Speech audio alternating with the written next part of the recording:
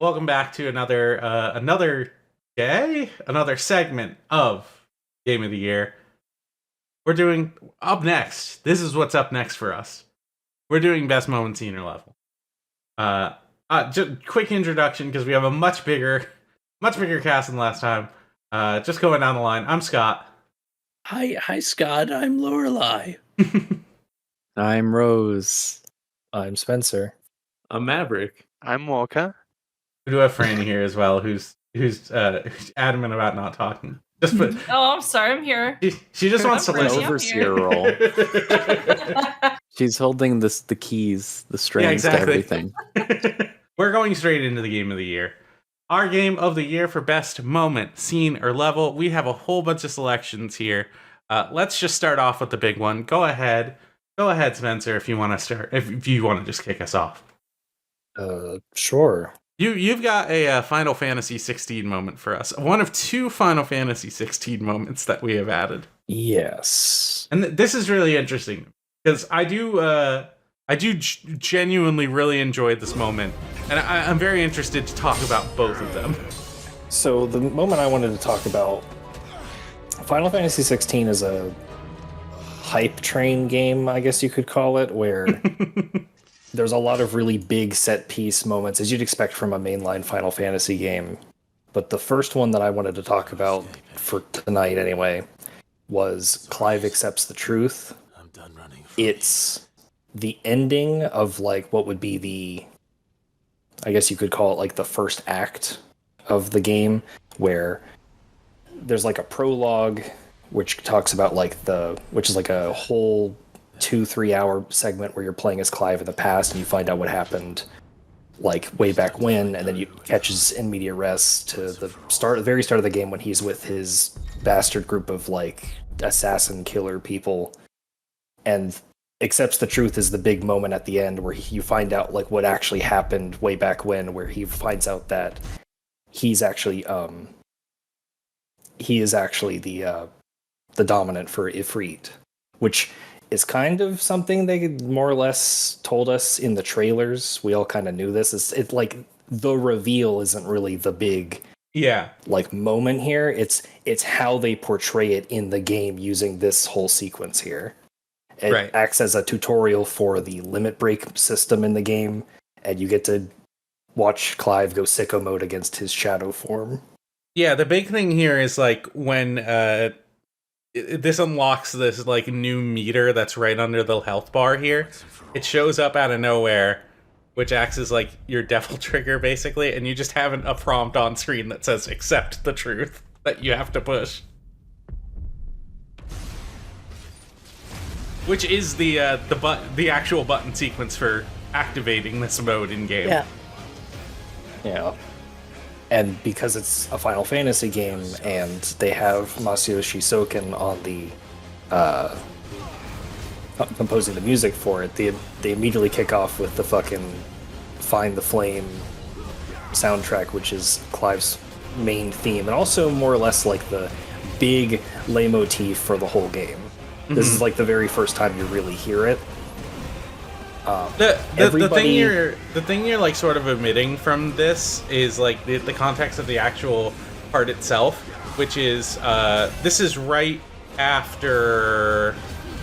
God, I forget exactly which point it is. I think it's like right after Garuda, or like in the middle of Garuda. Like he already got the Garuda power up, but it's like it's a bit after that, right? And he's like struggling to like essentially accept himself for who he is, which is that he is the dominant of Ifrit, which is a pretty important thing considering his brother is the sort of chosen one, the dominant of the Phoenix, which is like there's all these different dominants of specific elements. There's only supposed to be one of every element, and for some reason there's two of fire. So he's had all of these different questions about himself, whether or not he's like whether or not he is what he is, or if he's some kind of like weird freak. And this sort of moment of him accepting the truth is happening within like a space basically in his mind, or like a sort of ethereal space where he essentially in the middle of in the middle of everything that's going on in the moment, he has to confront himself. Which is why in this boss fight that's going on right now, he's just fighting a weird dark clone of himself. And it's also not only the moment where you learn how to use your devil trigger, it's also like one of the first like real big, I don't want to say the first big like kaiju titan fight things, but it's like titan, that's not right. It's the real one, right? They give you the actual control. Or no, that's later. They give you the actual. No, they give you the actual yeah. controls later. Yeah, because like one of the earlier ones is more like, oh, you know, you are big and large and lumbering, and then it leans into more. You have more control than you assume. Yeah. The two things for me specifically, and but in story, this is when he learns how to control this power. So the two things for me as to why I picked this is, one, everybody I know who played this game finished it, and this was the first moment they talked about as going like, the holy shit, I need to go on Discord and tell everybody about this sick ass moment that I just witnessed. This is the first one. It's the point in the game where you stop having the slow ramp up of the world building and the establishing the characters and setting up the narrative to the, okay, now we're on the hype train and we are starting to go downhill. Mm-hmm. The roller coaster has begun. I think it's still got some more roller coaster up from there, but it's like, it's the moment absolutely. where it's like, okay, this is where shit like really properly starts. And then the second thing is, God, all the fucking experience you get at the end of it. Of course. The fucking big fanfare of like fucking Shadow vanquished. Like, goodbye, Shadow the Hedgehog, you're out of here. No, the second one is the reason why this moment also is impactful is not only because of the stellar voice acting the game has with Ben Starr as Clive, but the big thing about him accepting that he is Ifrit is accepting that he is responsible for his brother's death. Right. And so that more or less sets the tone for the entire rest of the game. It's a bunch of story threads all sort of converging at once in a way that is like his own personal anxieties, all of the like truths he's discovered are all sort of coming together at once, and it's him coming into his own as a person. That's what that moment is about. And I like how they try to incorporate it into the mechanics of the game, and I really like the actual button press of accept the truth. It's like it's kind of, I don't know if it's up there in terms of like press F to pay respects, but it is like, man, the fact that they try to tell this story not just through its narrative but also through its mechanics in the moment is really, I think it's really powerful. I'm not sure there's much else to say about this moment in particular that hasn't already been said. I do like how, with the limit break system and how you basically have a devil trigger, I picked this video in particular because the person starts out at this sequence having red bar health, like they're really low, and then if you are that low in the sequence, you get to see that, oh shit, when you go devil trigger mode, when you activate limit break, you start regenerating health, which comes in handy later on in the game as the fights get more difficult, and you may end up finding yourself on the back foot. Right. It's the first very solid, very good moment in the game. Like, the game opens with the whole Phoenix versus Ifrit fight where you control Phoenix in a bit, but that's just kind of, it's like a cool spectacle kaiju, all shit, they're fighting underground in this big huge complex, but you don't have the context for anything of what's going on, so it's just kind of like, wow, giant creatures fighting, this is pretty cool. Yeah. It's not until you get to the later parts in the game where it's like, holy shit, giant creatures fighting, this is fucking amazing. If you want, we can move on to some giant creatures. That Definitely. we can. Oh, this is a whole 30-minute video. Oh, I mean, like, it is, but it also, like, of those 30 minutes... We'll get to the moments, don't worry. Yeah. Yeah. Man. You want to start off, or should I? I mean, like, again, I find myself in a weird spot with Final Fantasy 16 where I don't know if I can call myself disappointed by it. I don't know if I particularly hate it. I don't love it. I'm very much like in the middle of it. And now that like I own it because I was renting it before and just got it for cheap enough that it's sitting on my shelf, it's sort of like at some point I'll get to you, but I feel like it would be better off to at least experience other ones. I don't know. What I do know is that of the time that I spent playing this game, there were those moments like accepting the truth, you know, getting that ebb and flow.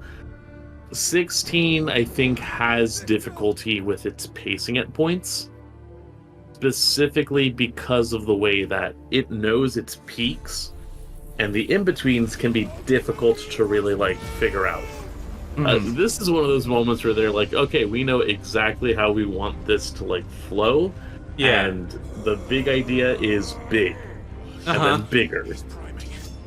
The big thing to me is, like, when it comes to Final Fantasy 16, I'm with you on like how I feel about it, sort of as a whole, being a little bit mixed.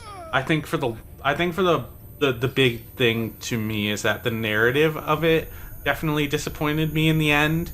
But the thing about Final Fantasy 16 that I think is so special that no other game has sort of been able to capture right now is that this game has, like, scientifically figured out the formula in a lab to create moments that just make you pog. You know? Like, just like, they have That's somehow... what happens when you hire the Kingdom Hearts and Platinum Games teams to do this stuff. They figured out how to make some of the coolest fucking moments I've ever seen in a video game, like, period. So... I do have to ask if both of you are burying the lead on what moment you're talking about right now is, because I don't know if you've actually mentioned which one you're talking about. Oh, we're talking about the Titan boss fight, of course. Okay, just making sure. No, yeah, again, like that's sort of the thing where it's like, you know, if we're talking about accepting the truth is sort of like the end of the first act. I think the Titan boss fight, I wouldn't call it like the end of the second act, but it is definitely... I think it's like the end of the second act, pretty much. I mean, I forget. Again, like, I didn't finish the game, so I forget the whole pacing of it. But I at least know this is a moment where it's like, oh shit, we are really doing It's definitely the halfway point. Yeah. And for context, you're, like, fighting You're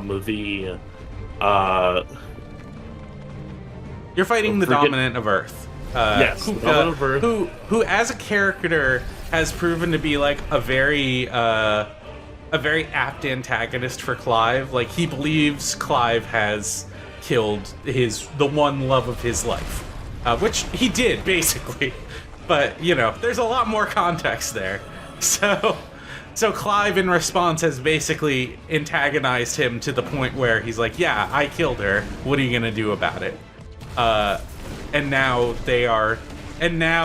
Kupka, in this part of the story, has already fought Clive and lost once, which at that point Clive absorbed his power, because that's what Clive does. He has the ability to absorb all the Dominant's other powers. So Kupka, completely powerless, has succumbed to the negative emotions he feels towards Clive, and you know. He feels towards Clive, and that he misses Benedicta, the woman he loves, and has completely just turned into the dominant Titan. He is just a big giant now. In this part of the fight that's on screen right now, you're a very tiny Ifrit, and Ifrit so far, whenever he's been seen, has been like towering over buildings. So like the scale of you already fighting this size of Titan is already very absurd. And then the thing about the Titan fight is it just keeps going. It just doesn't stop. Like I mean, I feel like we gotta hit the point, you know? Oh, we will. Like, this is all very fitting for a guy whose first name is one letter off of the word huge. Yeah. He is the big man. These numbers are stupid. Oh yeah, the numbers are insane. Like looking at this, looking at this looking at it back. Yeah, it's just like it's a lot of fun that I think. Again, one of the things that like 16 can I think have difficulty with is sort of like the fun that I feel Final Fantasy as a series has with itself. Mm-hmm.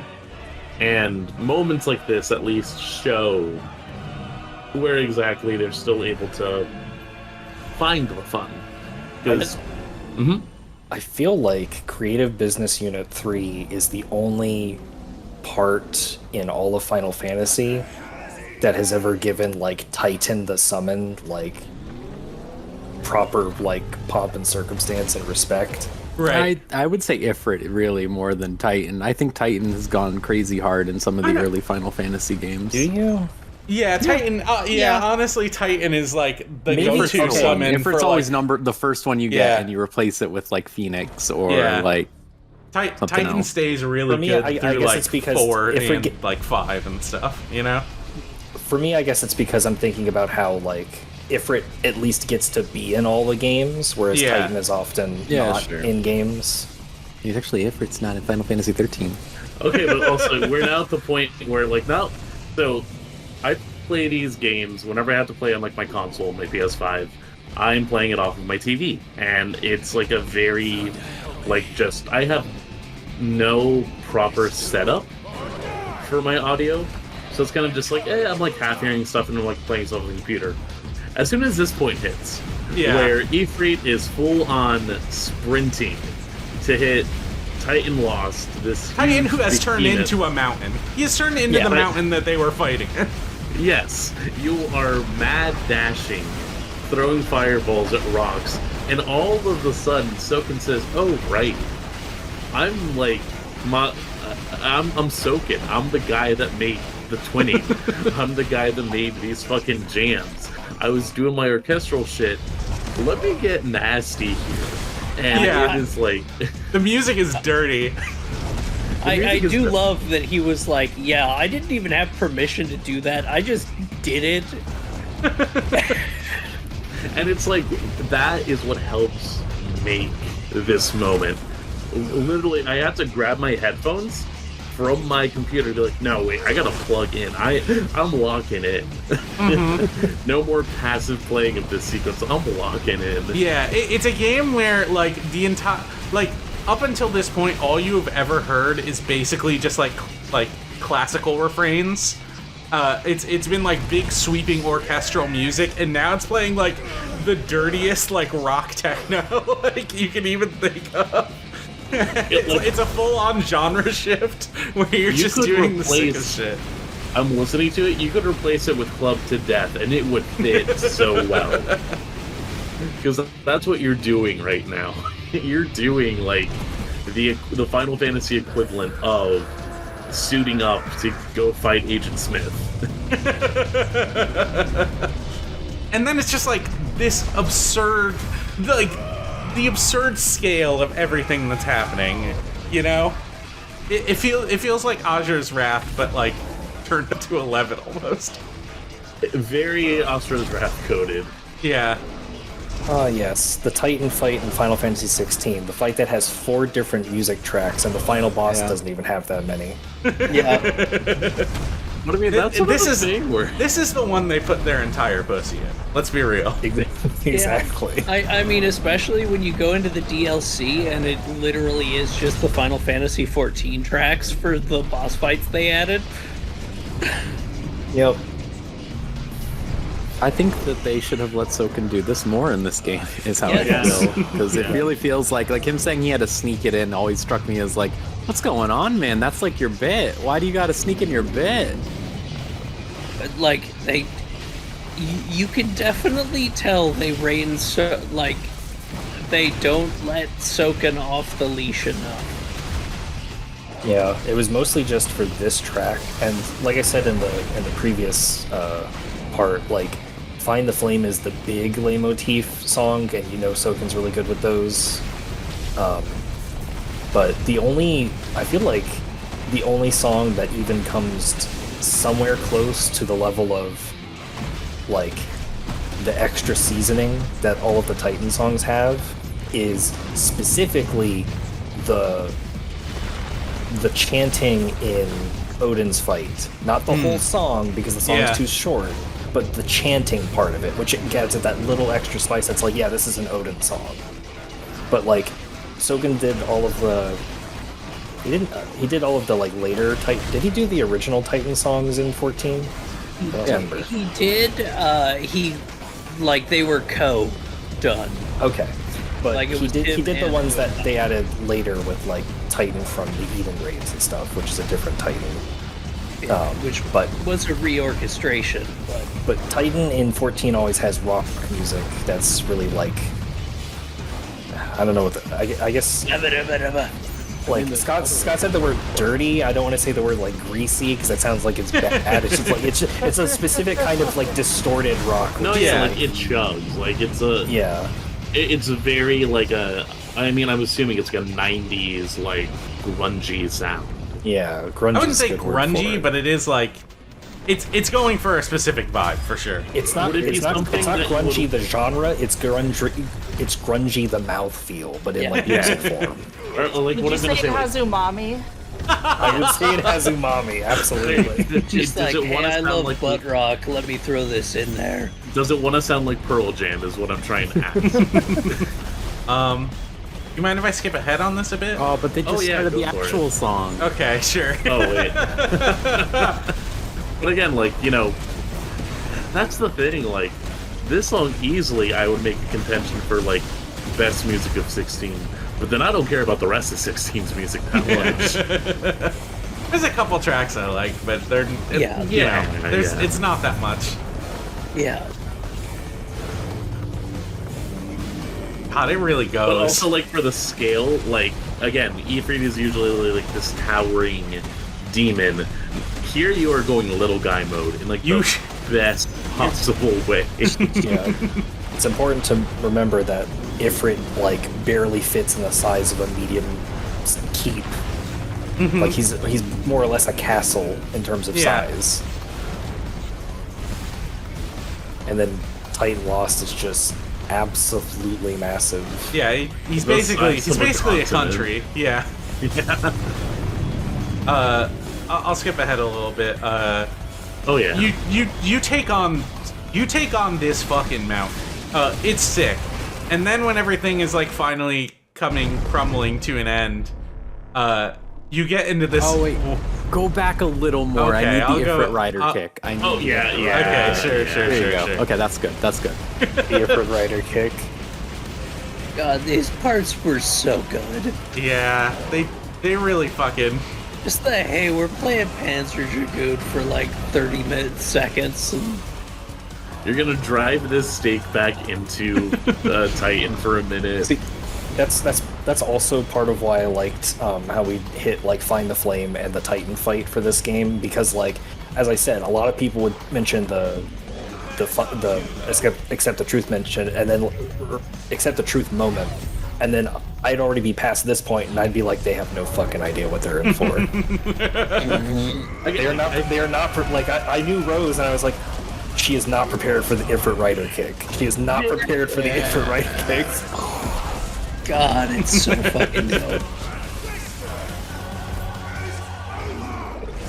Just the way the music crescendos right there. Rose said the game is over. Yeah. And it takes I'm out the sorry. rest of his health bar. 2 Doing million health? 2.7 million damage. Because the numbers don't matter. And you thought it was over, but it's not yet. You get one last sequence of the both of you just falling and fighting in midair. It's so sick. Yeah. I think this part maybe, like, overstays its welcome a little bit, but it's like, at this point I'm having so much fun that I just don't care. Yeah. Like, Yeah, honestly, having seen the Gurren Lagann movies recently, it feels like Creative Business Unit, they were definitely taking, like, a page out of Gainax Studio Trigger with some of these moments. This has got to be the sequence Platinum worked on, is all I could think the entire time. I believe that's it. like what they do. Yeah.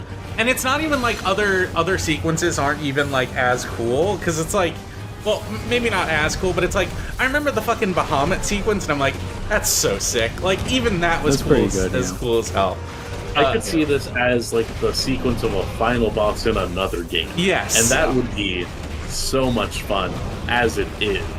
And this is To just know the that there's halfway more point. games. Oh, Yeah. he's gonna break in a second, and I love his animations when he breaks. Look at this. He just goes, well, fuck. I was just... You're just Man. spiraling in the middle of the air. I think if they had gone like that extra mile where you break Hugo out of his Titan form, and then you are now playing as Clive and Hugo following. Yeah. I think that would have been a bit too much after this whole sequence. Yeah. Like, But I would have been fine with it. It was would just be a quick one time. punch, yeah. Yeah, it was just a quick time thing. That would have had to been this either as well, if you wanted to have that moment. But I think this works perfectly fine. Especially with what they do with, because Clive also, another thing about this is like, this isn't the end, because Clive is also still learning new Ifrit abilities during this fight that has taken 4 fucking phases and 4 different soundtracks. God. It's so dope. What? Anything else we want to say about the Titan fight? It was really good. It's sick Yeah. as The best hell. part of that game, easily, by far. Yeah. It is the first mission that I replayed when I unlocked the ability to replay missions for like high scores and shit. It's the first one I did. Definitely a replay. Oh my god, he's running at you from the side. Oh. The big Lamo fucking keeps giant rock sock good. and buffer. Yeah. I just love the dun dun dun dun. God. 16, I think, has a good argument for quick time events. Yeah. It does, definitely. Yep. Having It- played games that have bad ones recently, it's like that these are ones that like actually understand how you can use them. It's and not that I don't want them ever, it's that I want you to do them like think about them, right? Yeah. We The don't rely button- on them. The thing I like about them is the button you are pushing is always the button that you would do to do that normally. Yes. yes. It's yeah, not that's like hey, press triangle, circle, left, right to not die. It's Yeah. push the punch button to punch the shit out of the guy. I think the other thing too that's really impressive about a lot of these like big spectacle things is we see a lot of moments, like not even like just in video games, but also like a lot of big action movies that deal with massive spectacle and huge CG and all of these like really over designed like characters. And like you could really easily see this game falling into all those same traps, and it just doesn't. Like every single part of it still like reads, all of the action still works. Like none of it goes into like the worst trappings of like that sort of genre, you know? Yeah. I think that's what's so impressive about it. You've shown us Lubu in the past, in our last one. It is like I have so many feelings about Wolong. It's like some of the things it does to simplify its battle system are great. Some of them are terrible. This was the first time in the game that I had any trouble whatsoever with a boss. Yeah. And I had fun the whole time. Like I literally did a this 4.5 hour stream that was me just trying to beat this motherfucker. Well, it started with his level and then was just me grinding the fight. His level altogether is incredibly fun. It's like one of the best levels in the game. Overall, there's good exploration, and then you get to the fight against Lubu, and he's running around on red hair. So you have to knock him off his horse with well-timed counters or breaking his stamina bar before you can really do any damage to him. Because when he's on the horse, he just takes minor chip damage, if that. And then you knock him off, and he's got somewhat easy to learn patterns, but hard to dodge. But once you get him down, it's just like, oh, it feels so good. Like when he shoots a bunch of arrows at you. It's a 5-hit attack that each hits at a different time, so you can parry every single one of them. And it feels like when you start getting... This was the first time the game really, really clicked for me with the, oh, this is good. And it's miles away one of my favorite boss fights in history. Unlike this guy who's a loser having to use health, I actually found him easier to fight alone because it keeps his attacks more consistent because they're always coming at you. It just, it feels so good. It reminds me a lot of like Genichiro from Sekiro. Just the fact that there's so much, not to like overwhelm, but to just get a handle of. And then, once you do. Yeah. And then he adds more attack patterns once you break him. I notice... Oh, go ahead. That's the way this game works with its boss fights, is like, you'll usually break them twice. Essentially, they have 2 health bars, even though they don't. Sometimes 3 times. And it'll add more attack patterns to them. This is the first and legitimately the only time in the game where I felt overwhelmed by his second set of attack patterns for a while. Where I was like, alright, I got the first half of his life bar down. This is going easy. And then I was just like, oh, fuck. I noticed when this person was fighting Lubu off of Red Hair, that Red Hair was just kind of like doing laps around the arena. Does Red Hair like collide with you and do damage if you touch? Yep. Oh, fuck. Yeah, it's good. How does this compare to, because I know you're also a big Muso fan, you know, overall, how is this interpretation of Lubu compared to, like, Dynasty Warriors? I mean, they're not even comparable. This is like Lubu and Dynasty Warriors. I hit square 4 times and then triangle a bunch of times. And in this, I hit square 3 times and then triangle twice. The land of contrasts. I hit circle a fuckload of times because you have to parry like a motherfucker against this mod. Like, this was where it was like, hey, if you can't parry, you are just fucked. Like, if you can't figure out the parry system and stuff like that, you are not beating him with... Like, most of the other bosses could be just beaten easily with pure aggression. You just charge in with an elemental weapon, and you just burn them the fuck down. It took... Like, once I found a lightning staff, I was just like, oh, every boss is like the easiest fucking thing in the world. But Lubu is still the one that on higher difficulties still gave me trouble. Like, still, like, had me having to, like, full-on pay attention. And I would actually argue is the hardest boss in the game of any of them. It definitely looked like it. By a significant margin. Which makes sense. It's Lubu. Like, but you fight Lubu later in the game in a demon form, and it's one of the easiest fights in the game. Well, yeah, that's no longer Lubu. That's Lubu tainted by the darkness, and it's Lubu turn into a centaur with red hair, pretty much. He does the Ganondorf parry. See, that's the thing. Lubu and red hair are fantastic when they are left to their own devices. You know, if I had more Three Kingdoms knowledge, I'd be on a whole bit about this.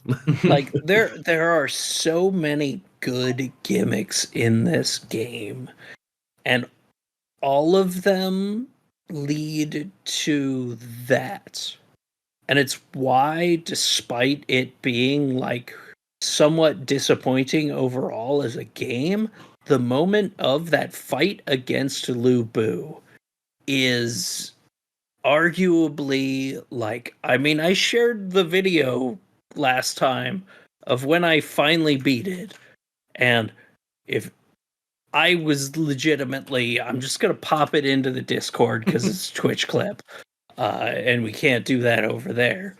But I was fucking losing my mind when I finally beat him, like, because I had been going all day, like 4 hours. And then the next time I came through, I just one shot him on the harder difficulty because I understood the patterns. And this game also doesn't do a good a job with its higher difficulties as Neo 1 did, or Neo 2 did. Uh, they still all have the same attack patterns, and it was kind of disappointing. But God, that fight is so. I was fucking screaming at the top of my lungs when I beat that thing. I was like, good God, crying like joy. Everything this team is good at was highlighted right there. I think what I liked most about that video of watching the fight was just the speed of it, which really feels like one. It's obviously better tailored to that game than, say, your more slow, methodical Dark Souls, or it was even faster than Bloodborne. It looked like. Yeah, it's faster than I would put it as a faster game than Neo. Mm-hmm. Yeah, definitely. Which, like, obviously it would better suit that game overall, but I think in particular it fits Lu Bu the best, which is probably why it resonates so well in that fight in particular. And as I said, it's the first time where you're actually forced to use the skills you've picked up. Would you say this is the best iteration of Lu Bu as a character in a video game? As a fight, yes. Okay. Yeah, that's what I meant, like as like fighting Lu Bu. Yes, it is miles away. I think it might be my favorite fight in any of these games. Like any of the Neos, even. Wow. Which is saying a lot, because there's some fucking banger fights, but it's why I still love Wo Long and have it on my top games of the year list, when if it hadn't been for that fight, it would not be in there. Ready to move on to myhouse.wad? I'm going to my house. It's over in a wad.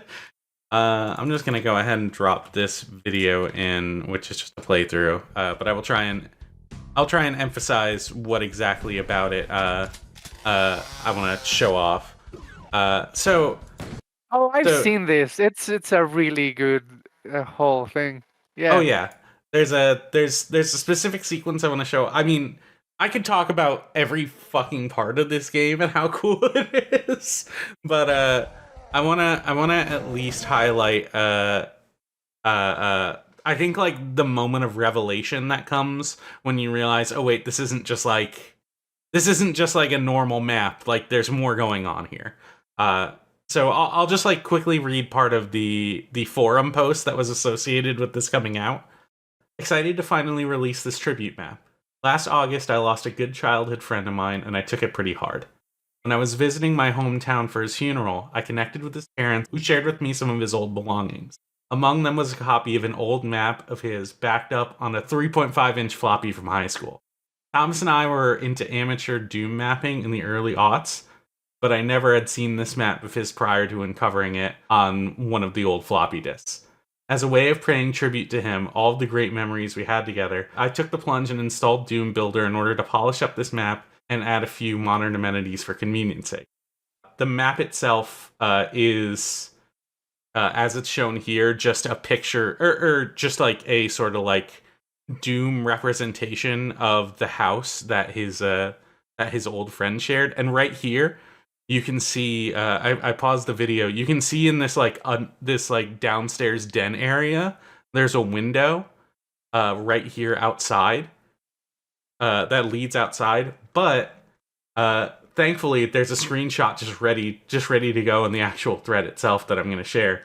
When you first like start the map and you lap around the building to see what's there, very notably, there's no windows in the bottom half here. There's windows on the upper level, but the bottom level is just full on brick. And you can also see sort of out the window, like really close to the back, you can see a little like blue power up in the window to the right. I don't know if he's gonna go over and take a look. No, he just decides to go straight outside, and he just leaves. Sure, he finished it. Map done. It just brings you straight into another Doom map after that. Let me fast forward ahead.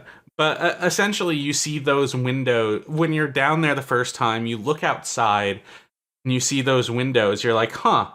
Those windows weren't there from the outside before. That's weird. Oh, there's a power up out there. I might as well like go outside and pick that up and see what's going on.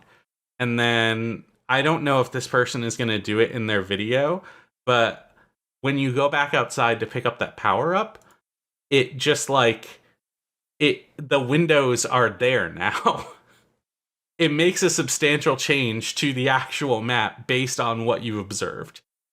It's really cool. And then from that point on, you are now in like full secrets hunting mode. You're like searching through all of the different little spots in this map for like weird changes.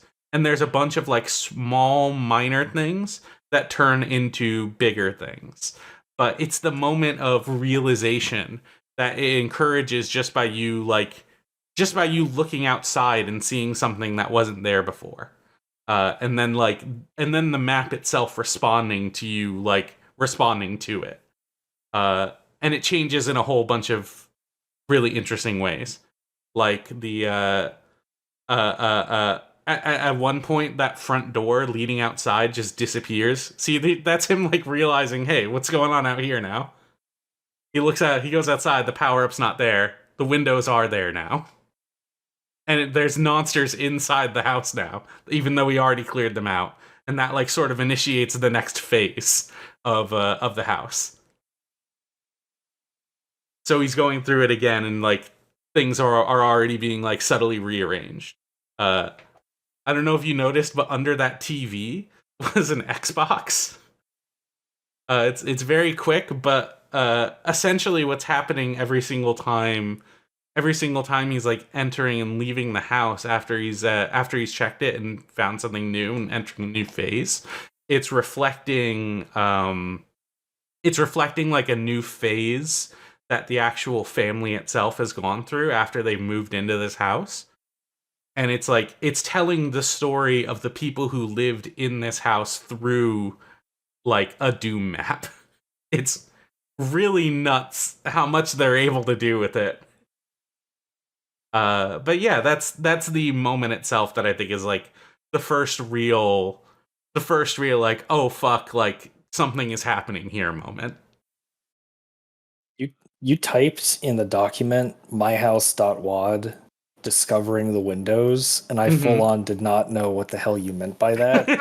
And I have watched like 2 different videos on this map in particular. And it's like neither of them. One of them was somebody who was like leaning into it and deep diving into like the forum post, which goes on. Right. I think the forum post has a bunch of other different details. Here's about another part. That closet that was just a thing before is now a full-on attic, and the attic is full of like a whole bunch of different amenities. Because it's so cool. God, this is so sick. Sorry to cut you off. No, that's fine. And the other person was just a streamer who like I actually got to watch them. It was just like it was a video where it was like a compilation of like the bigger moments in their stream. So it wasn't like I wasn't watching the whole stream, but it showed like all of them figuring out like, wait a minute, that Xbox wasn't an Xbox before. Yeah. And other stuff like that. Cause like, I think it's a small spoiler. That Xbox eventually turns into an Xbox 360. Yeah. Well, I don't think it starts off as an Xbox. Oh, no. You ruined it, man. Spoilers. I'm sorry. I'm so sorry. Oh, I gotta get the green shirt. You got the green shirt. But yeah, it goes into a whole bunch of really cool and interesting... Oh, we got the Pepsi. That's really important. It goes into a lot of really interesting places. Yeah. Which, you know, things are really okay. I'm gonna pause it here. I always had a feeling that My House leaned into that kind of a like creepy pasta or like Absolutely. What is it like alternate an ARG kind of a deal. It's PT. Yeah. What was it? It's like PT. I don't Yeah, want to like say PT. it's like exactly that because it goes It makes into. me also think of like the beginner's guide specifically.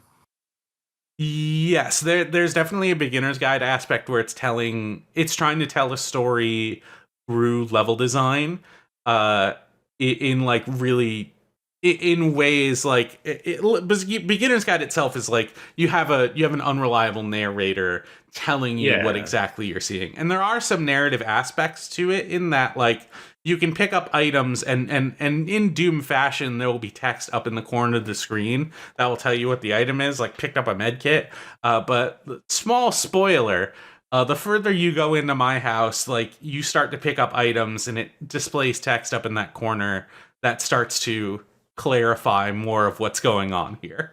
Right. And it also feels very because I think this is in the zeitgeist as well, a very House of Leaves style of like exploration. Yes. And it goes into a whole bunch of really interesting themes. It goes into loss, it goes into personal trauma, it goes into it goes into some really dark places in ways that I feel are extremely earned. There's a part in particular where you return to that house and it's completely burned down, and you're basically in sort of the narrative of it. You are seemingly the only remaining person in this family who's still around to care about it, and you're combing through the wreckage of that house and just finding what you can.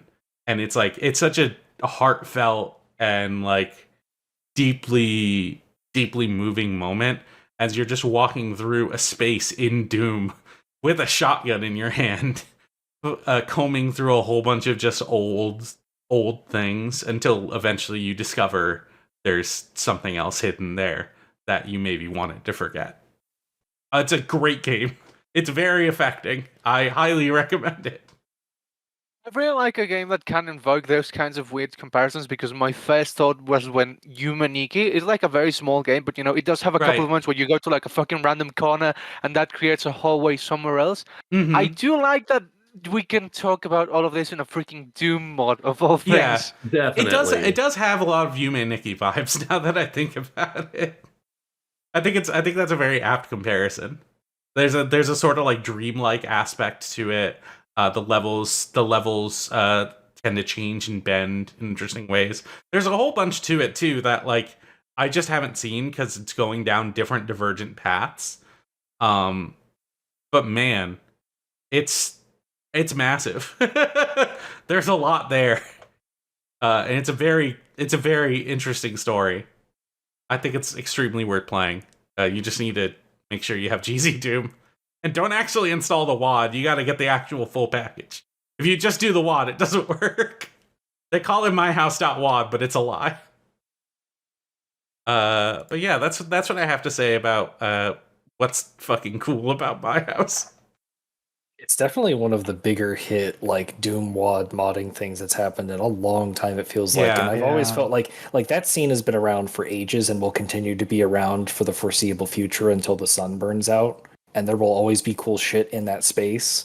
But this is the first time where it's breached containment and has like gotten out to the larger ecosystem. And just seeing people who like hadn't even played Doom before or hadn't played it in ages, booting it up to see like what the fuck is up with this My House shit. Like, oh man, we're gonna play a game we're gonna see somebody's like weird goofy thing where they just made their house in Doom. That's cute, because I'm sure people have done that before. Like I remember Chris Franklin of Aaron Signal mentioned that he and his friends used to go into Doom and make mock-ups of their school library and stuff. So Right. the idea of somebody making their own house in Doom is not a novel concept, but Right. this is an extremely novel twist on that otherwise mundane concept. God, it's so cool. There's so many parts of it that are burned into my brain that I haven't forgotten. I just you people need to see this. You gotta fucking play this. Do we want to move on to Like a Dragon Gaiden, the man who erased his name, Kiryu Get iPad? Spoilers for most of the Yakuza series up to this upcoming game, really. Like a Dragon Gaiden shows you the events of what is happening to Kiryu after 6, and in the wake and in tandem with Like a Dragon Yakuza 7, which at the end of 6, Kiryu essentially makes a deal with the government to go just full undercover, pronounce me dead so that we can just wave off the national scandal that happened at the end of 6. In this game, he is essentially in tandem with the events of Ichiban, and is doing so in a shadow. Basically is having to, go along with places as Joryu. He's not him, he's somebody else just happening to go by, having to forsake himself. This scene at the end of basically the Yakuza, at the end of the Tojo Clan and Omi Alliance, we are now in a post Tokyo Osaka Yakuza world. Here Kiryu is getting a chance to see in his grave in Okinawa his family. These are the kids from Yakuza 3. Basically noticing that, oh, there's this weird hidden camera.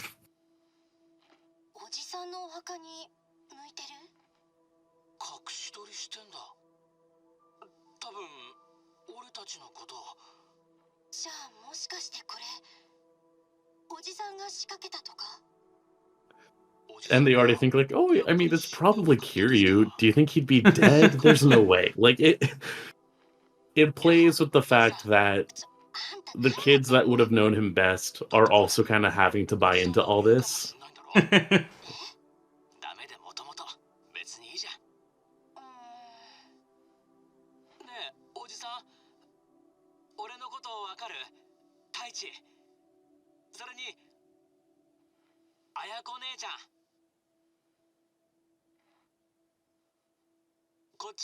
And I think what really makes this scene fantastic is just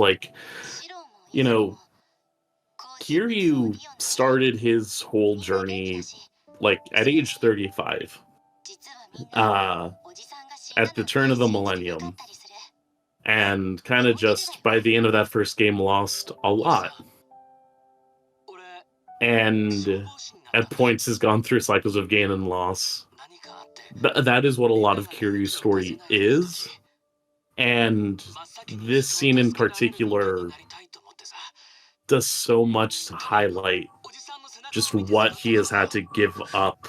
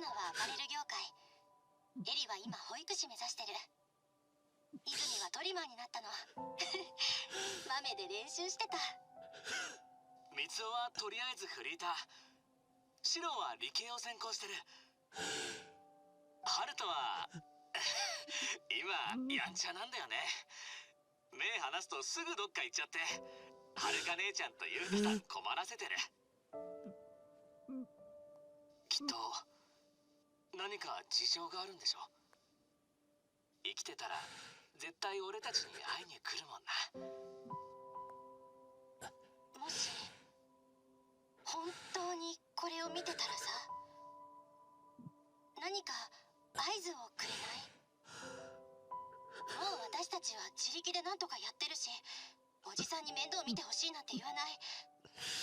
ただ、もしかしておじさんは一人で寂しいんじゃないかなって。合図が来たとしても、朝顔のみんな以外には内緒にしとく。それでいつかおじさんが帰ってきてよくなるまでおとなしく待つよ。そうそう、私も太一ももうお酒飲めるし、絶対楽しいよ。いっぱい話すことあるんだから。あ、そうだ、俺たち明日また来るよ。おじさんに渡したいものがあるんだ。はるか姉ちゃんたちもカメラに話してもらいたいし。おじさんに渡したいものって？そっか、それいいね。 Like, the things that make this scene so powerful are the way that I think the team for RGG Studios knows the kind of heartstrings to pull at for something like this. Like, it's not just, oh, look at how old we are. It's, man, I can't wait to catch up with you. Did you know we're finally old enough to drink? Which is such a... It is such a particular blow to hit, especially for someone like Kiryu.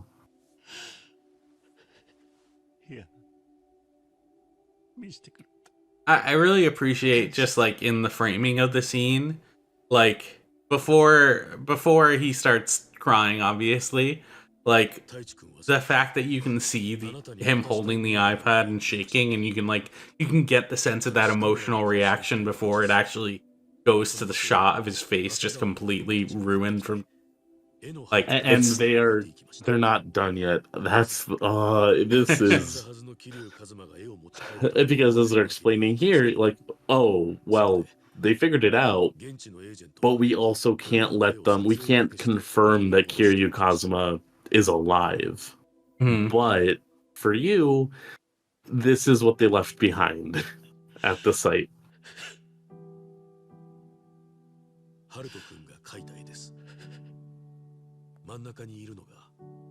Fuck off. No. Oh, fuck. And he's gonna say it. 4歳ってのはもう字が書けんのか。最後に会った時、あいつはまだ喋れもしなかった。なのに立派にやってますよ、はるかさんも他の子たちも。まったくだ、あいつらとっくに自分の足で立って歩いてる。なのに俺が一人で寂しいって口に出すことさえできずにいた。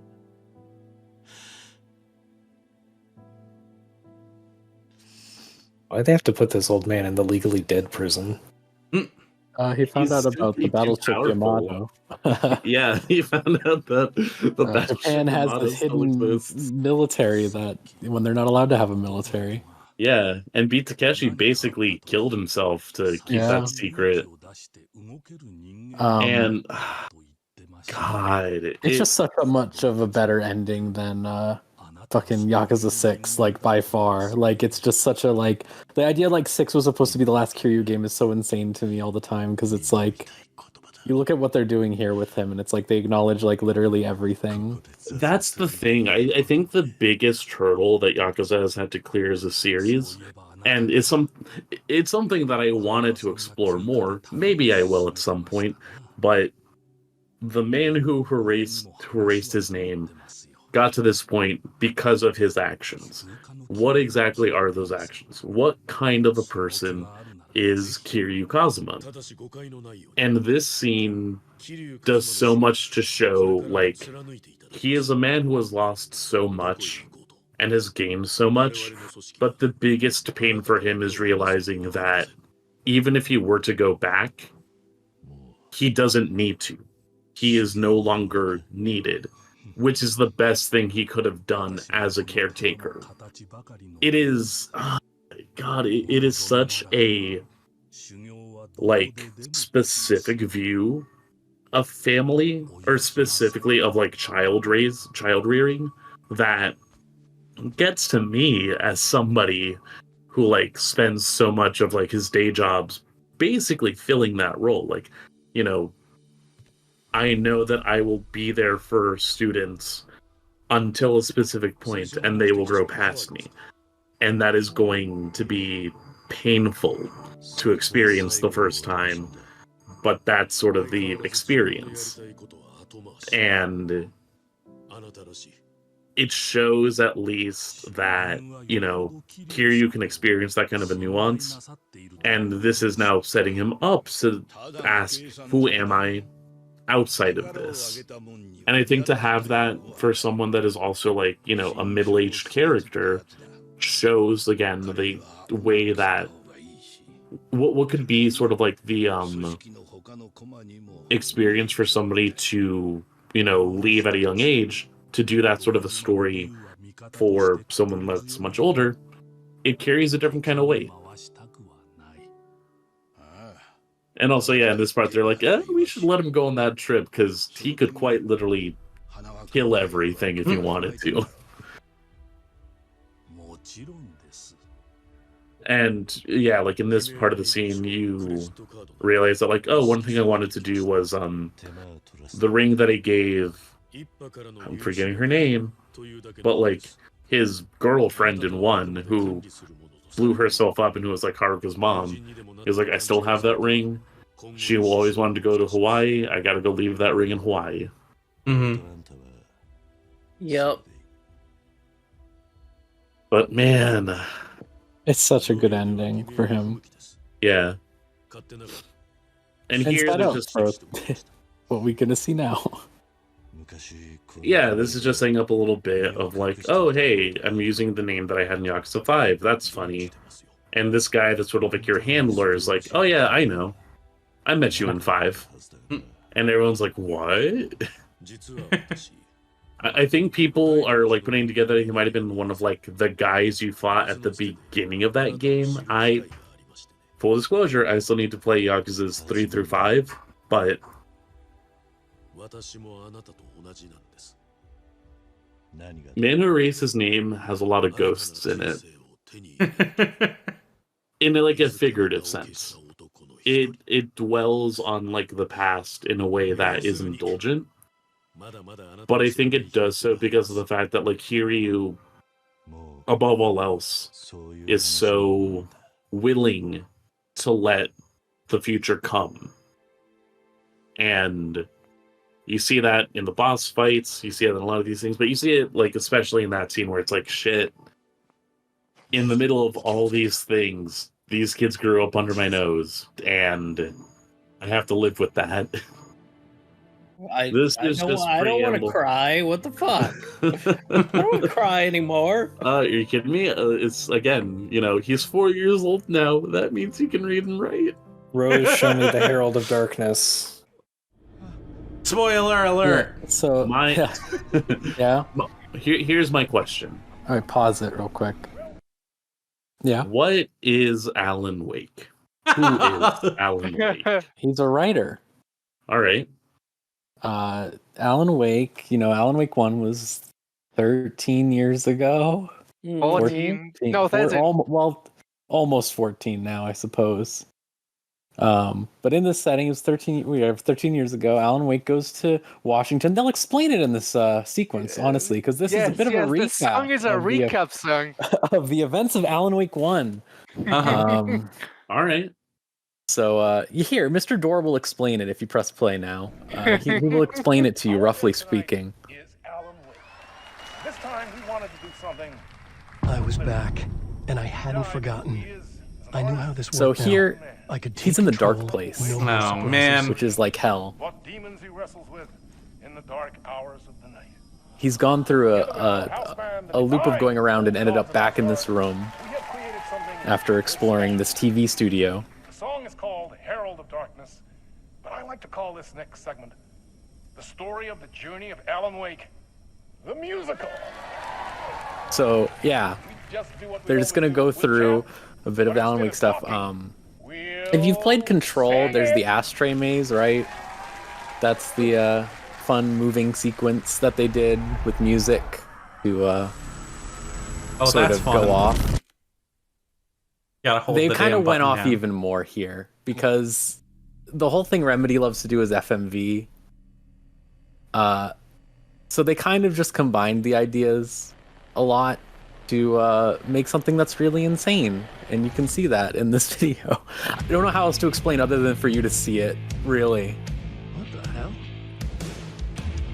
From what I've gathered, you grew up nice and sheltered with mama's pretty stories and your own made-up fury. And mama gave me a magic clicker. Well, yes, I think it's true and fair to say. So you have to play as Alan, sort of going through this area. Alan Wake loves music. They have a lot of diegetic. I don't know what word to use for it, but it has a lot of music that makes sense for the narrative and serves a purpose in the narrative. So this is just them like escalating it to like, oh, I guess we need to explain to Alan, like remind him like what's going on. I also do love the adaptive nature of the music. Like if you linger too much in an area, it doesn't stop. They just keep jamming on the same like 8 bars over and over until you finally move. But it's just like 5 million screens of FMV that are all unique. These fucking whips. I love this. And they had like choreographed dances for everything. Again, this is like, I think like in total it's like a 14-minute song. Yeah. But as Walker says, like you walk around a little bit and it just sort of like plays a little bit just while you're getting places. Because there is gameplay during this part. You do have to shoot some guys and such. Did I skip ahead or? Let it go a little. Let's get to the first chorus break. My dreams would light up my imagination, and you had nightmares night and day. Yeah, but with the clicker, I chased those. The clicker is his magical light switch he uses to kill people. So true. Which is really great. That was really great to me because they hadn't been acknowledging Alan Wake 1 a lot up till this point. And then they were just like, all right, yeah, don't worry, we got the clicker from Alan Wake 1. Which is his special safety light switch from when he was a kid. So here's what I'm gonna say. Every Alan Wake fan that is a Kingdom Hearts hater, like, how, right? How? It's the same. Yeah. It's the same.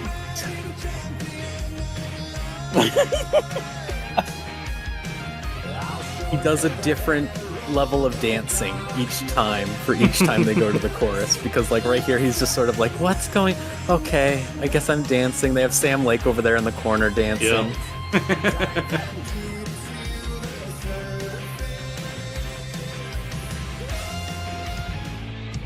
So they just have all these different sections set up, so now he's at an awards show.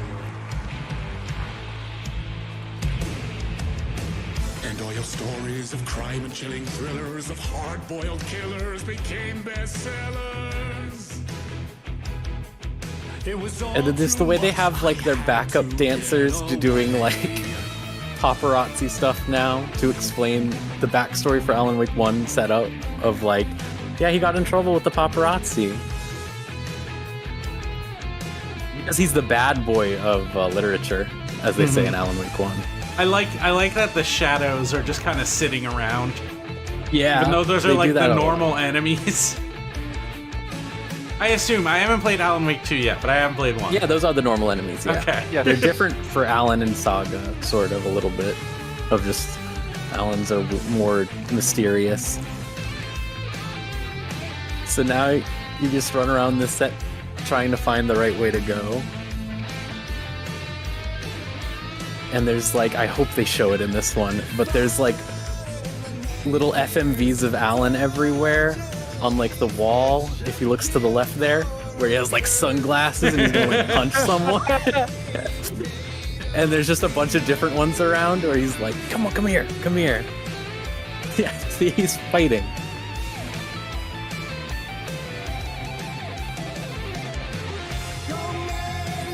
This looks, he like points at you. He just does all this shit. It's so good. There's just so many FMV screens that you can find.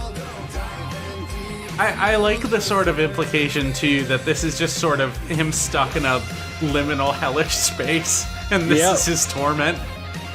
It's really funny because it's like they do this super early for Alan's side of the story. Like this is chapter 4 or whatever, which is the first part of the second part of Alan's part. Like way before this is like Alan in like hellish dark New York with jump scares and like a million shadows trying to kill him, and like a train station full of like dead bodies and stuff like that. And then it's like, oh yeah, by the way, this is a Remedy game, so we're like, you know, we like to have fun here. It jumps to like the next scene, and this is where you actually fight people. I actually died like 2 times in this freaking I did next too, part. yeah. But I was playing on hard because I'm sicko.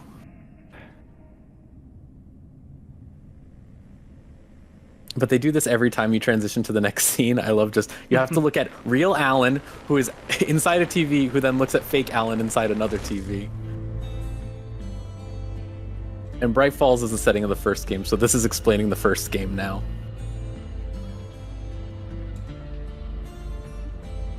He could write a new story like Tom Zane before him, and maybe they'd be happy once again. Just one shot, one more chance for him to save their marriage away from the city. A romance. And I hope they show what they do on the screen, because I really like this here, where they take away his flower and bouquet, or his bouquet and wine glass or whatever, and then I guess they're gonna show it when they get around the corner. The guy with the eye patch and the one playing too are the people who in the band who play this song. Yeah. Why is it like they're hanging out? Go over I here. do like that they just keep pointing you to where to go. they're Like, always just an pointing. extra way. It's very funny. It also shows like planning as to where they put every video. Like it's not random. Like these are also, correct me if I'm wrong, the Max Payne guys, right? Yes. Yes. That's the only game they made before Alan Wake 1. Well, and Max Payne 2. Right, and those were like already loved for their own reasons. I know Alan Wake 1 has rough edges. So they claim. I liked it. I think like I don't not to litigate Alan Wake 1 here, but it's like, you know, I kind of wish there was less gameplay at times, you know? Well, you'll I liked it though. It was a very fun game. probably get your wish with 2 when you get to it. Maybe, yeah. I still have to get through Control.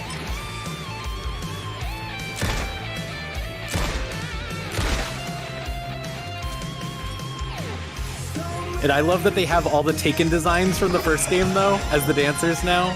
Oh, that's really good. But so they're like all wearing like the shadow bodysuit, but then they have like flannel and hard hats on and stuff like that. That's really good.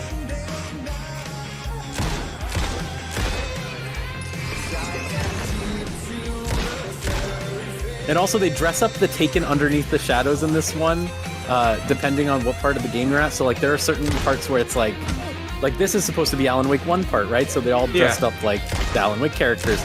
But then like in other parts, it's just a million copies of Alan as the Taken. But they're all blurred, so you can't tell as much and stuff like that. There's just insane amounts of detail everywhere. Oh, and he's taking it out of the fucking emergency box. That kicks ass. They go to, if you want to let it keep playing, they go to the fucking lake house. That's so good. Like a set version of the lake house, like right after this. I love it. It's just the enemies from the first game. That's so cool. The lake house owned by Sam Lake in the Alan Wake game, Alan Wake. Well, it turns out there's a whole bunch of lake and stuff in Alan Wake. Yeah. Well, I thought it was an ocean. Yeah, it's actually not a. It is. Well, an actually, ocean. once more, the ocean's a lake, much like a land. Wait. Oh, here we go. So then he thinks it's all done, and he's like, cool. So then there's these parts where you go to like. I know which part you wanted to get to. Yes, circle.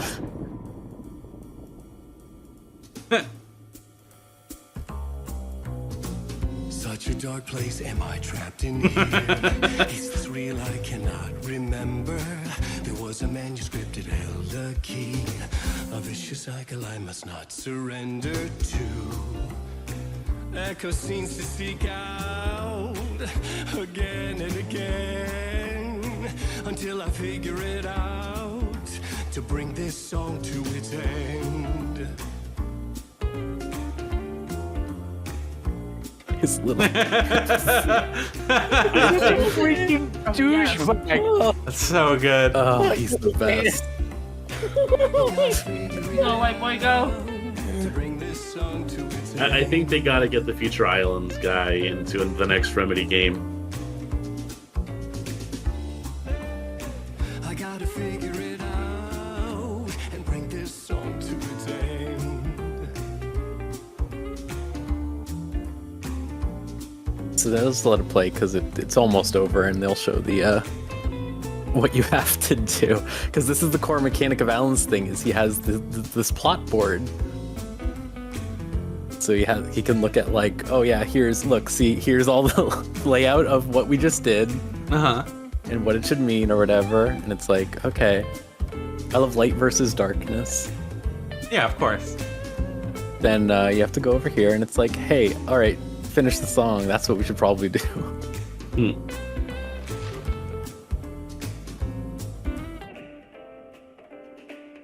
I love Mr. Door so much in this game. He's just eating it up all the time. Again, I'm sure that like he is a person in his own right. Mr. Door feels like a character that the late his name. Why am I forgetting names?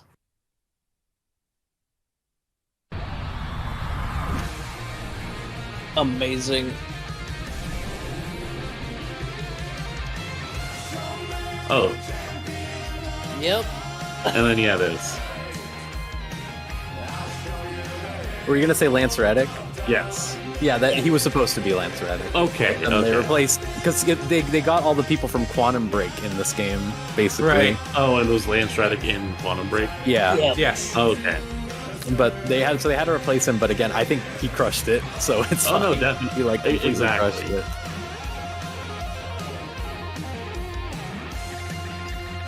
Like to have a Reddick role basically like in the flesh and to be able to like get even like to par, if not like just killing it in your own right. Yeah.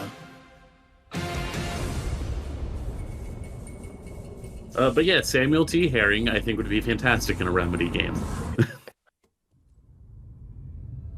But yeah, then just transitions right back to normal gameplay.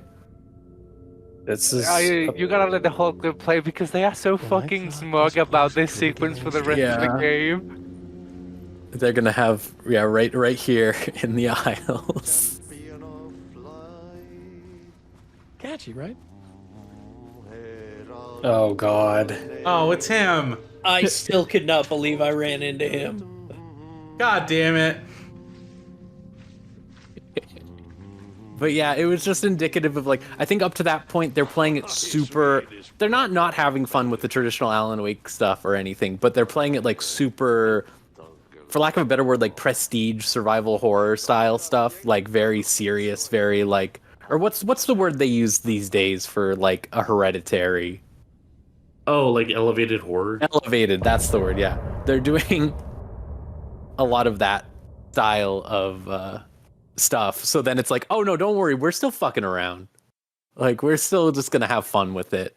And it sets the tone for the rest of the game of like, we're going to do the Twin Peaks blend of like, scary and funny.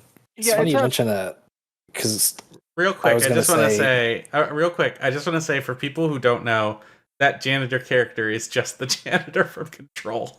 Yeah. Yeah. Excellent.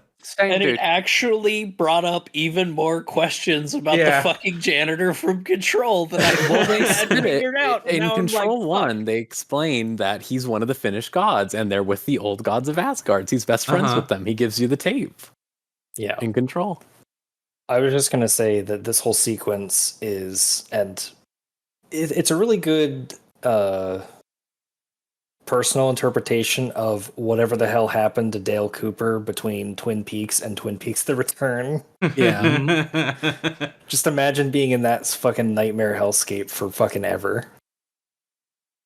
I really appreciate Alan Wake 2 as what if I did Twin Peaks, but also like actually went ahead and like stepped past just keeping it as Twin Peaks. Yeah, like they go all out. The thing that I like, if I was gonna put another moment in here, it would be there is a part later where you're in a cinema as Alan Wake. Oh my god, yeah. They're going off about all of this, like Tom Zane's lost cult film because they have retconned Thomas Zane to be a filmmaker. Unclear what's going on with that. Well, okay, so the thing is, you don't really know that much about Thomas Zane in the first one. No, but he's a poet. He is a poet. And then in the Control DLC, they explain how, like, what if she goes, like, wasn't he a poet? No, definitely a filmmaker. And it's like, what the hell is going on over there? And then when you're in this movie theater, when you finish the level, you can, like, go exit to, like, finish the level or whatever. Or you can sit in the theater and watch the, like, 7-minute fucking horror movie. 24 minutes. It's like 12, maybe. It's not that long, but it's like just this fucking movie on the screen in Finnish that Sam Lake has made. Yeah. That is just like this super like surrealist horror film that he's made called Yotan Yo. That's so sick. What's it mean? Nightless Night, I think? Yeah, Nightless Night. You can watch a trailer for it earlier in the film on Saga's side, or earlier in the game on Saga's side of the game. And it's just like this payoff later. It's like, this is insane. This is great. Yeah, I think I really like. When that whole bit started in the game, I was like, yeah, I've seen this so many times. I actually don't like the song that much. I was like, yeah, I love Alan Wake, but this is too much. And by the end, it totally had won me over. It's like, it's so fucking full of itself. You have to not have a heart to love it by the end. But it does, like, if you weren't completely sold on the game by then, it's definitely gonna be like the dividing point. You either are completely on board, or you're gonna be like, what the fuck is this self-indulgent bullshit? But the self-indulgent bullshit is what makes it beautiful. It's so just all the things they do in that game. It's just like that's like I said, like that's the mark of like like Walker said, like it's where the game is going now. Like you sort of know. There's a part later where like when Alan gets out of the lake and is like talking to an FBC agent, and she's just like, all right, I got the plan. I got you a flare gun. Yeah, like check out all this shit I got you. All right, you're all set to fight the darkness. And he just goes like, yeah, sure. And she's like, that stuff with the old gods, that was crazy. And he's like, oh yeah, they were in my musical. And she just like, oh, we're fucked. We're so fucked. This is like also the first time that I feel like they were close in Control to really nailing the balance between like gameplay and weird FMV shit. This is the first time I feel like they got it perfect. Like you're saying you didn't enjoy the way Quantum Break just had full on TV show you could watch? No, Quantum Break. See, here's the thing. If Quantum Break had integrated it more into the gameplay, I would have loved it. But it didn't. But it's so integrated, dude. You like make two choices and it changes a little teddy bear for like a rubber ducky. Don't you fucking love it? No, I don't. I thought Quantum Break made me a little bit mad. What you're saying is you want a little corner of the screen that's just playing the TV show the entire time you play. Like, Control was no. I mean, like, but Control was like good with it, like really good. I've been watching a friend of mine play through it today, but you can see like the and over the last few days from like Control adding in the hotline and like walking down the hallways to Alan Wake like effortlessly doing that almost, where it's like it's not even just a special moment anymore. It's all the time you get to see this like really cool cinematography. And that is what I loved. It's, as I said, it's the first time, and this is like one of the best examples of how perfectly they nailed it. Yeah, obviously they're experimenting with this stuff the entire time. Like Alan Wake 1 just has full on TV shows you can watch. Yeah, I mean, they're not like Springs. and it's like, you know, they're fun and a nice little diversion, but it's like, you know, they want to experiment more with the form, and that's really interesting. Yeah, it's a thing of beauty. Like I only actually just got finished this chapter, so There's so much more to look I'm forward. like losing my mind with how much I'm loving Alan Wake 2. I'm very excited to finally get to it. There's just so many little things, like the way that it cuts to canned FMV shots of the inside of Alan's hell cabin that he's stuck in forever in the dark place. Anytime you level up a gun or something, and it just like you level up like you add a level into like 30% chance that when you get a headshot you get a bullet back or something, or you instantly reload, and it's like Saga fired the gun again. She never ran out. And stuff like that. Like, it's just, I love it. She loaded another bolt. This one would stop the monster for sure. Yeah, it's just so the way that they captured like the cheesiness of Alan, like and upgraded him. Even it's just so good. Well, that's the thing. Like, they make a whole big deal about how he supposedly simplified his writing style for the Dark Place. His writing is so much fucking better in 2 than it was in 1. Oh, yeah. I am closing the book on the Champion of Light. We're moving on. Okay, sure. Let's move on to Hi-Fi Rush. So I was thinking about it, like, for this segment, I kind of just added a bunch more than I realized.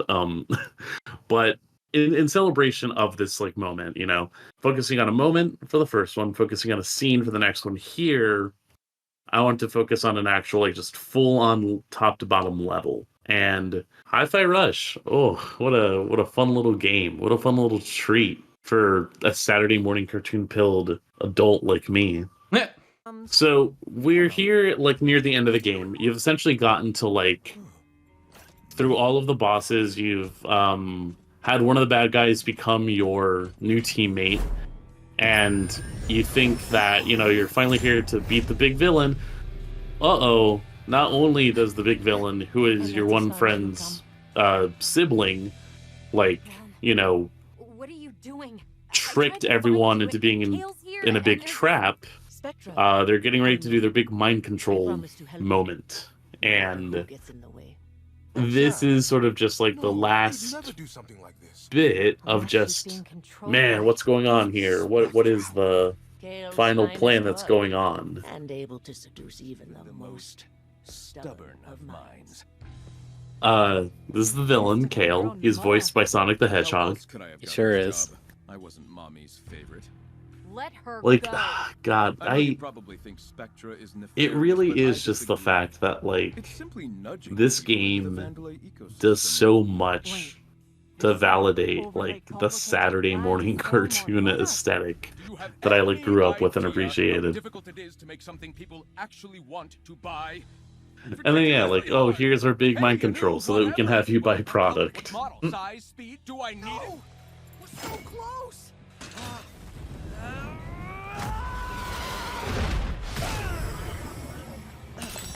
But, like, oh, you try to break through, and this is, like, the super ultra force field. Damn. Can I actually do it or not? Stealing my technology and then calling yourself a rock star? For doing what, exactly? Like, is there a coherent narrative with what Chai's looking for? Not really. But at the same time, it's the, like, again, it's like filling in just enough. Especially for, like, what short of a game it is. It's not trying to, like, belabor, like, the plights of Chai. There's no, like, dramatic backstory. The backstory is that dude lost an arm and now he has a new arm. Yeah, but he also wants to be a star. He wants to be a rock star. He wants to be cool. He wants to be, you know, something that isn't just the standard norm when it comes to work or whatever. It's not over yet. Stand back. And he's a goofball. He's a geek. And he tries to learn how to be cool. And so he's trying to break this force field. Gonna fuck up this force field on the beat. Oh, just feel the beat. Yeah. Oh, this freak is using mouse and keyboard. Those people are sick. I've seen it happen with Devil May Cry, and I'm like, you people are sick. I don't trust it. I'm literally watching my friend Joy play Tekken with a keyboard in the back. Crackhead.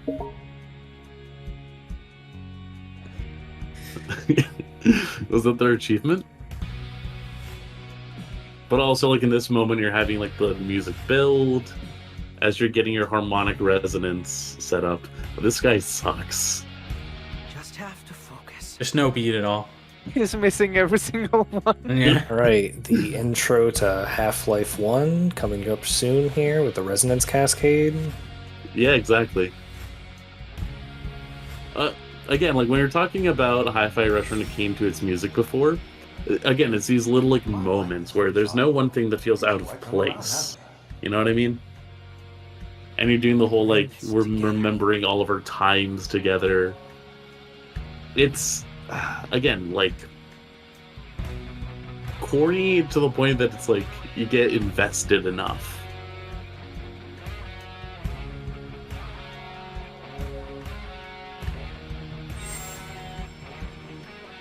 I, for one, Mr. Chai, like your pants. Good enough. And still having jokes with itself. Which, honestly, I love the fact that this game has such a big sense of humor. Yeah. It's distilled Canadian anime from... Honestly, yeah. Like, if this was like a 24 episode show that aired on like YTV that got like put on Magoozy, I'd believe it. It's such a specific vibe.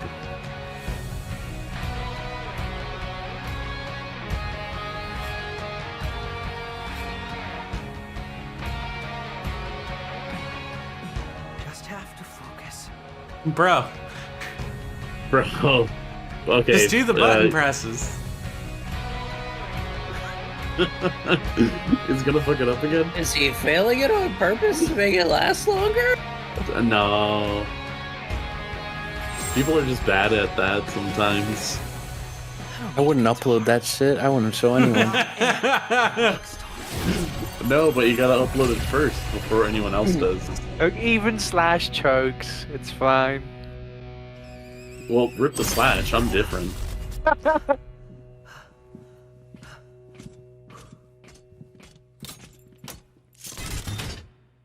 I thought you said you didn't need a guitar. Yeah, but this is much cooler. And so for each of these big segments, you have, again, like a licensed song playing in this. And for this one, it's Worrying by the Joy Formidable. Hey, Kale! We got beef! Get it? Okay, screw this. But yeah, you're getting like the build up of fucking... My man! I should have just played this. But you're getting the build up here. And then you just go into the first part. The chorus is hitting. Like, it's already fun when you have it in the boss fights, like I showed off before. But to have it set up, like, this is the one where the whole level is paced to the song. And that is a really fun exploration of just, like, the Sonic aspects. Helps that it's a really good song. It's a really good... Again, like, this soundtrack fucking whips.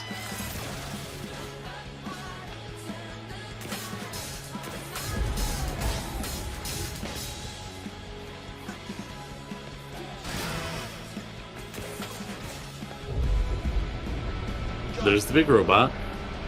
Run towards us! Trust me on this one! Right, to your left! Run for the shutter!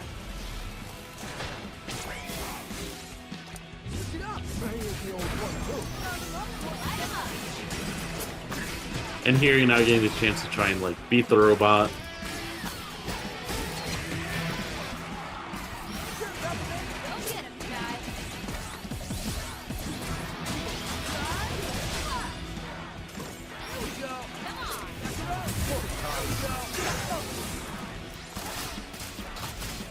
Man, I just gotta go back and play this game. That's what I'm thinking. Like, I beat it, but then I didn't do anything after, and that's like, it feels like it lends itself well to it. Yeah. Especially because I wanted to play through, like you said, on the with the licensed music on. I think you were saying that a while ago. Hold on. Coming in hot. I mean, we did talk about last time how it has like multiple soundtracks. Yeah. And I've heard a lot of really good things about the licensed soundtrack as well. Come on, man. Like I'm just saying, I wouldn't upload that shit. I wouldn't. Yeah, I wouldn't. That was awesome. What do we do now? Wait, where's Cinnamon? I think this may do the job. And then here's a fun little bit. Cinnamon, what are you doing? I can finally be of assistance. I must seize this opportunity. All right, we get it. You get to play as They're like, holy shit, I can move in all directions. Yeah. Oh my, this is quite fun. I see why you enjoy this. Looking for secrets? Come on. You never know. It could be a Cinnamon secret. Well, they hit a Cinnamon secret. It's quite heavy though. I could use a hand. I love this dork. Oh yeah, again, like a fun.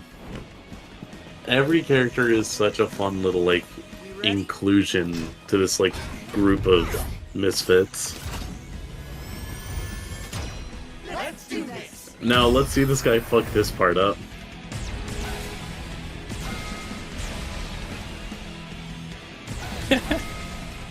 I don't want to laugh at them, it's fine, but it's like... It's bro, not I wouldn't fun. show them. I wouldn't... Why would you want people to see this? How God, I has the wouldn't game even- not entrained rhythm into him after like 8 hours? Yeah. I They're like, wouldn't not even upload hard this to mod. He's like seem like the most simple QTEs too. Yeah, it's nothing too bad. Again, like even with its QTEs, the game like Look. the game eases you into them. People are allowed to be bad in video games. They are, yeah. It is questionable to upload your badness in 4K HDR, though. I'm just saying. Like, next they're gonna include multiple angles so you can really see. Like, if they had, like, a fucking face cam on their controller. I did to like show you, checking all for the inputs. cinnamon secret, though. I did like checking for the cinnamon secret. I mean, I would do the exact same thing if I was playing it, but Also, not this if is I was hilarious. recording it and showing people. Cinnamon. When Macaron said, "Make your way back to us," and the player like looked back, seeing if there's a way back. Very dope, Cinnamon.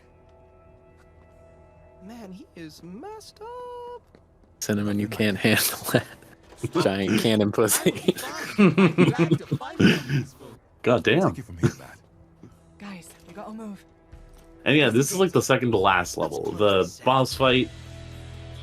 It's fun in its own ways. Like, I'm not the hugest Nine Inch Nails fan. The fact that there are like two really good Nine Inch Nails segments in this game definitely, is cool. But it's like, this is definitely the moment where I'm like, ah, man, video games.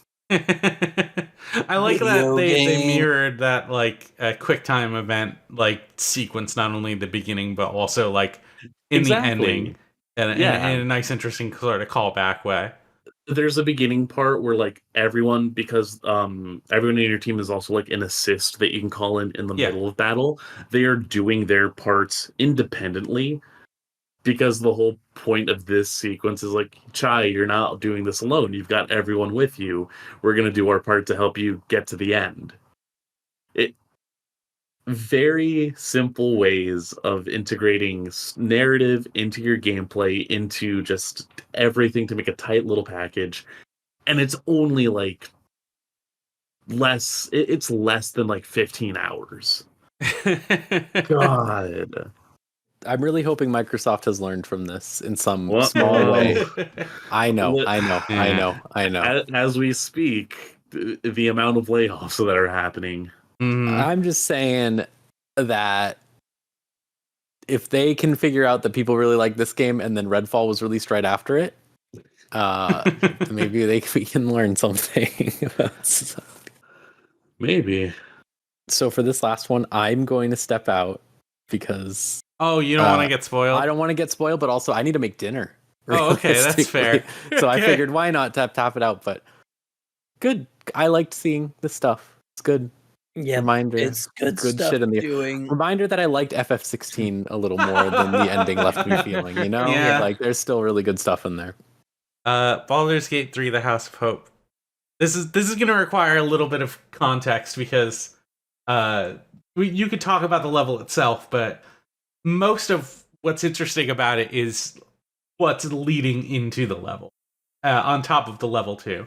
But ostensibly, the House of Hope centers around the antagonist Raphael, who is the devil. He is Satan the devil. Now, here's the thing about, unfortunately, not romanceable. Well, I'll just say that. We can talk about that more in this part when we get to that. It doesn't count. I know it doesn't count, but let me get through this first. But Raphael, in Baldur's Gate lore, devils are ostensibly incredibly powerful beings who are more about like social power and leverage than they are just like exerting physical force over people. They're way more interested in making deals and possessing assets than they are just like controlling everything. That's the sort of general gist when it comes to devils. And Raphael is no exception in that regard. You meet him very early on. You see his health bar and it says 666 on it. You know something's up with this guy. He'll just fucking appear in front of you out of nowhere because you have something he needs.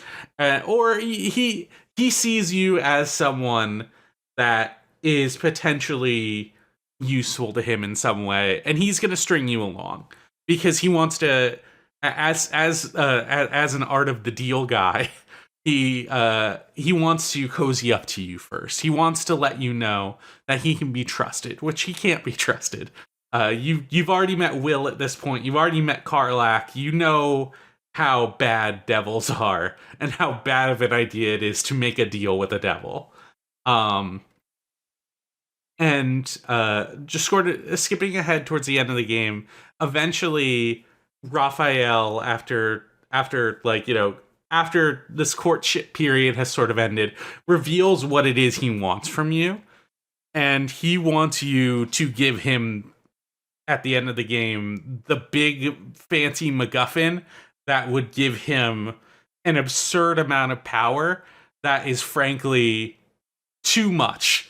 And he gives you a compelling reason to do it because he's holding an artifact, and he tells you he is holding it in his House of Hope that you need in order to break the hold over that the Mind Flayer that ostensibly has been working with you. Sort of a there's a bunch going on here. It's a whole bunch of storylines all converging at once, but he gives you a very compelling reason to take this deal, which is you can. There's another character called the Emperor that also exerts an alarming amount of control over you, but is maybe a little bit more trustworthy, but also not entirely, because he wants you to turn into a Mind Flayer. He incredibly loves the fact that he's a Mind Flayer. He thinks being a Mind Flayer is great, and he wants you to be one too, which maybe, not exactly the course you probably want to take as a character. So they spell it out. They spell it out in pretty black and white terms, which is, and also at the same time, this intersects with Lae'zel's storyline because at this point, depending on how you played the game, Lae'zel may not be working with the Githyanki anymore, and maybe more inclined to work with the Githrazai, who are the sort of like offshoot that are far more about like they're way less fashy, let's say, but also she has really compelling reasons for you to want to take this deal with Raphael. So you are put in this very hard position of, do I take the deal and give a devil a very absurd amount of power, or do I decline and potentially like lose the trust of my companions and maybe like doom the Gith to being enslaved by a false queen. And in that moment of that decision, you can just tell Raphael, I'd like to think about it. I need some time. And you just back away, and you do, and Lae'zel is extremely pissed at you. She is like, why the fuck did you not just take this deal? It's very important for you to take this deal. We need to take this deal. And in that conversation with her, you can just tell her, yeah, but what if we just go take the thing we need from his house? Which entirely in that moment, while I'm having that conversation with Raphael, what's going through my head is, he has told me exactly what I need, which is this hammer, this incredibly cool, sick hammer that can break all restraints. He tells me that's what I need. He tells me exactly where it is, which is in his House of Hope. And he gives you this information just willingly. And you can just walk away, just be like, no, I'm not totally interested right now. Maybe I'll come back later. And then at the same time, you're now hatching a full-on heist plan to get into his House of Hope to steal the hammer for yourself. Just full-on as an entirely emergent thing. It does not tell you that you can do this. It is a thing you actively need to like put the pieces together yourself and sort of figure out, like, what if I try and execute this plan? And it's a beautiful moment where you and the game sort of feel in sync with each other. And that's like the beauty of Baldur's Gate, I think, in a lot of ways, is it gives you the options to do the things that you need to do, or the things that you want to do in certain situations. It feels like the sheer breadth of things you can do in any given moment is so cool. And the fact that it sort of naturally unfolds this idea in your head of, well, what if I just heisted this? And then puts it in front of you in plain text saying, why don't we just heist it? Is amazing. That's the preamble to actually getting to the House of Hope. You do a quest to sort of figure out what exactly the House of Hope is and how you get there. You do need to do a satanic ritual. You do need to go through a portal. But you do eventually get there once you've found the information that you need. And once you get there, you cannot leave. You are stuck in this house until you complete the mission. As soon as you enter, you meet a young gnome lady in her own like small projected form, just named Hope. Like, oh, yeah, okay. Of course, it's the House of Hope, and there's a person named Hope here. And she becomes your, like, she's clearly not all there. She is being held captive, and she's clearly Raphael's, like, weird play toy. Raphael is a guy who has gotten everything he has wanted. You know, he's that kind of guy. He makes deals, he gets the things he wants, and this one character that he's had enslaved for centuries, who's had in prison, she just will not accept the deal with him. And it has driven her to, like, pure madness. And you meet her, and suddenly you become her actual spark of hope. And you are playing through... So now you are, like... Now you are in his actual home, you are sneaking around, so like the other people who are indebted to him don't just like attack you on sight. And then what you do is you can find in wardrobes actual prisoners' debtors' clothes that your entire team can wear, and then you're blending in with them, you're talking with them, you're just pretending to be another debtor to Raphael. And through this part, you find the MacGuffins that he's holding on to. They're in his super secret library. You can steal and loot all of them, of course, because, you're doing a heist. But the hammer that you need is, it's a little bit in a bit of a special place. It's hard to reach. And there's only one person in the actual House of Hope at the moment, because Raphael's not home. Raphael's busy. He's doing other things. There's only one person at the actual House of Hope right now who can tell you how to break the lock on the hammer that you need. And it's Raphael's personal incubus. And Raphael's personal incubus is his sex demon. It just looks exactly like Raphael. And in the conversation with Raphael's incubus, it reveals that the incubus also has a woman form that also has Raphael's face. Oh my god. It's like, it's such a like insanely like you like find out how deeply self-obsessed Raphael is just through all of these different things, and it's so beautiful. You deal with the incubus one way or another. I won't talk about how I dealt with it, but you get the information you need to actually get the hammer, and once you take the hammer, all things go to shit. Raphael is mad, and he's coming home. So you need to take the hammer. You need to get out. Also on the way out, you need to break Hope out of her prison. You know how you break Hope out? You need the damn hammer, because the hammer breaks all restraints. You go down to her prison. There's just 2 beholders down there. Beholders are, let's just say, mean. They're big one-eyed monsters, very famous in D&D for being very brutal. There's just 2 of them down there guarding her.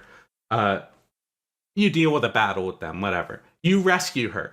It's like, oh yes, we've done it. We've rescued Hope. She's great. She believes all of her skin has been teared off because that's been part of her psychological torture, is that, like, every single piece of her body has just been totally mangled. She's fine. Nothing actually has happened to her physically. It's all entirely psychological. But she's very nice about it. She's very fun and has a ton of energy. And also, just turns out, she's like a max level cleric. A max level healing cleric. Which is good. And she's just in your party now. As an extra party member for your big breakout. You break Hope out. You get the stuff you need. You're completing your heist. And then finally on the way out, of course, you run into Raphael. You have your stare down with him. And then you get to the boss fight, and I'm gonna drop a piece of music in. This is the music of the boss fight. Raphael also has a little for context, Raphael also has a little he has a lot of minions, but he especially has one who's basically his right hand, and she is she's been shadowing you for a while. And in this piece of music starts playing. Lives, oh mortal lives, expire. Souls go to their dooms in flame forevermore.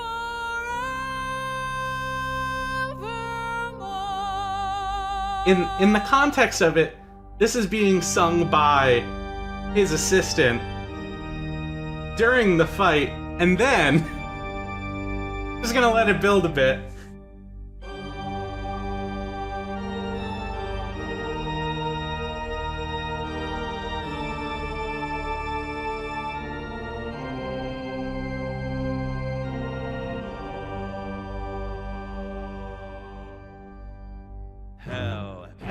Hell has its laws. Hell. Effect in the He starts singing too. You're being sung to by this villain while you're fighting him. I'm so obsessed with this freak. It's so amazing. I fucking love this entire thing. There's one more thing like in the boss fight itself that I want to highlight. Is that if you did recruit Hope, because you know Baldur's Gate 3 is a game of choice. You can, if you want to, you can just skip Hope entirely and not get her.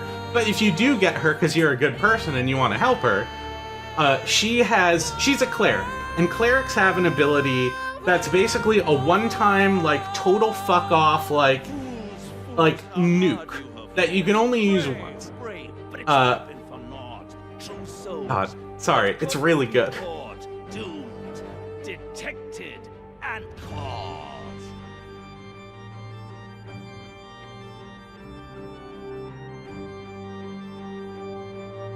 You basically just get like a one-time holy nuke that you can just cast on all of the enemies at once. And because Hope is a side character, you're like, well, I'm probably not going to use her again. So it's probably safe to just cast this off.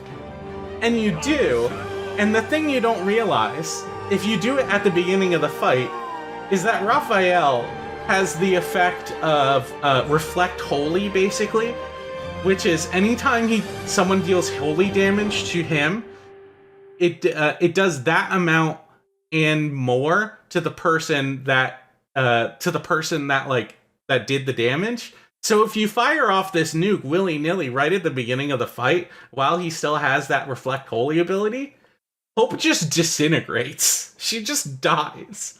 And that is entirely that's like a mechanical, logical step that you are taking to get to this point, and you're just like, oh, this seems like a really good idea, and the game is just full on toying with you. It's playing with you. It's tricking you into giving you this amazing nuke option just so you can fucking waste it and kill your friend. It's so good. And here's the other beautiful thing, too, is you can get rid of his Reflect Holy ability. And if you do, then you can actually use the nuke to fucking kill him. It's great. Oh, it's such a good boss fight. It's such a good level. I love every single thing it does up to it. I love the fucking fight music. It's so cool. That's basically what I have to say about the House of Hope. That seems cool. So they put evil Danny Elfman in Baldur's Gate 3. Oh yeah. He's gonna sing at you about how you've been a bad boy and you deserve the claws. Oh, good luck. I don't know if I have the brain power to process this right now. That's like a different level of theater kid to like the champion of light. Hair of darkness. You get that vibe from Raphael though, that like he's obviously like a weird stand-in for like pseudo-capitalism. Just in terms of like capitalism as a sense of like leverage over people, but at the same time, he is so obsessed with his own theatrics. He's so insanely self-obsessed that like, of course he would sing his own boss music to you. Right, yeah. It's so good. Which, like, none of the other like battle music ever has lyrics. This is like the first time there's ever lyrics in battle. It's so funny. It just comes out of nowhere. That is wild. It's great. I love the House of Hope.